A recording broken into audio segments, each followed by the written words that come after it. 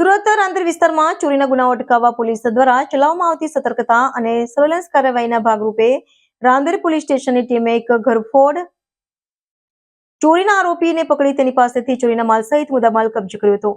Police અધિકારીઓએ મળેલી માહિતી મુજબ સુરતના પોલીસ કમિશનરના માર્ગદર્શન હેઠળ રાંદેર પોલીસ સ્ટેશનના police inspector Rajya Chaudhari, second police inspector M.K. Goswami અને surveillance police sub inspector B.J. વસાવાના નેતૃત્વમાં એક વિશેષ કાર્યવાહી યોજવામાં આવી હતી. આ કાર્યવાહી દરમિયાન રાંદેર પોલીસ સ્ટેશનના પોલીસ કોન્સ્ટેબલ ધર્મેન્દ્રસિંહ નરપતસિંહ અને લાલજીભાઈ વલ્લભભાઈને મળેલી બાતમી પર કાર્યવાહી કરવામાં આવી. આ માહિતીના આધારે પોલીસ ટીમે રાંદેરના અમલીપુરા બોરવાડા સ્ટ્રીટ વિસ્તારના રેસિડેન્સી ઘર નંબર 402 પર ચોર ઇસમની ધરપકડ કરી છે.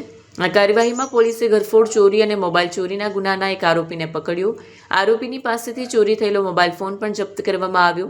આમાં ગુનો ડિટેક્ટ થયો અને પોલીસે પ્રશંસનીય કામગીરી બજાવી. કેમેરામેન હકીમ શેખ સાથે વસીમ હાસમીનો રિપોર્ટ, આઝાદ ન્યૂઝ, સુરત.